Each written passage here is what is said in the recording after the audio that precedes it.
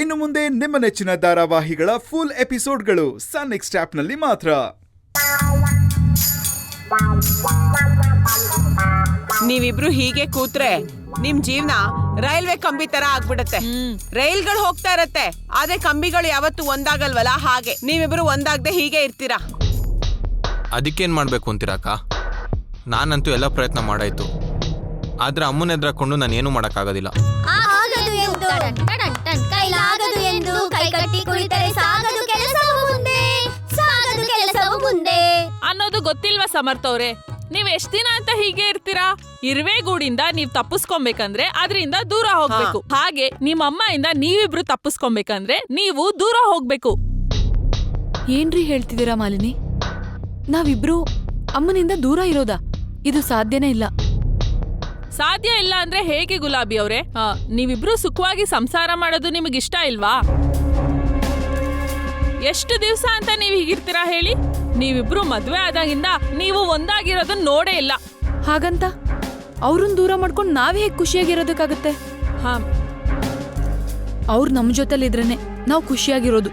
ನಿನ್ಗೆ ನಮ್ಮ ಮಾತು ಅರ್ಥ ಆಗ್ತಿಲ್ವಾ? ನಿಮ್ ಅತ್ತೆ ಜೊತೆ ಇದ್ದು ನಿನ್ಗೇನ್ ಸುಖ ಸಿಗತ್ತೆ ಹೇಳು? ಮಾತ್ಗೂ ಅವಮಾನ, ಹೆಜ್ಜೆ ಹೆಜ್ಜೆಗೂ ಚುಚ್ಚು ಮಾತು, ಇವೆಲ್ಲ ಬೇಕಾ ನಿನ್ಗೆ? ಸಮರ್ಥ್, ನೀನಾದ್ರೂ ಒಂದ್ ಮಾತು ಹೇಳು. ನಾನೇನ್ ಹೇಳೋದಕ್ಕ?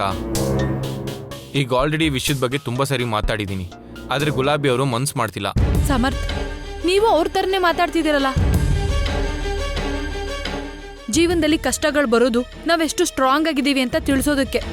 ಈ ಕಷ್ಟಕ್ಕೆ ಹೆದರ್ಕೊಂಡ್ಬಿಟ್ರೆ ಮುಂದೆ ಹೇಗ್ ಜೀವನ ಮಾಡೋದು? ನೋಡಿ, ನೀವ್ ಯಾರು ಏನೇ ಹೇಳಿದ್ರು ನಾನ್ ಮಾತ್ರ ಅಮ್ಮನಿಂದ ದೂರ ಇರೋದಿಲ್ಲ. ಗುಲಾಬಿ, ನೀನೇನ್ ಪರ್ಮನೆಂಟ್ ಆಗಿ ದೂರ ಇರು ಅಂತ ಹೇಳ್ತಿದೀವಾ? ಒಂದ್ ಸ್ವಲ್ಪ ದಿನ ಇದ್ಬಿಟ್ಟು ಆಮೇಲೆ ವಾಪಸ್ ಬಂದ್ಬಿಡಿ. ಯಾಕಂದ್ರೆ ಕೆಲವ್ರಿಗೆ ಹತ್ರ ಇದ್ದಾಗ ಪ್ರೀತಿ ಗೊತ್ತಾಗಲ್ಲ, ಅದೇ ದೂರ ಹೋದಾಗ ಪ್ರೀತಿ ಉಕ್ಕಿ ಉಕ್ಕಿ ಹರಿಯತ್ತೆ. ಸೀತಮ್ಮಂಗೂ ಮಗ ಸೊಸೆ ಬೇಕು, ಅವ್ರ ಜೊತೆ ಇರ್ಬೇಕು ಅಂತ ಅನ್ನಿಸ್ದಾಗ ಇಬ್ರು ವಾಪಸ್ ಬಂದ್ಬಿಡಿ.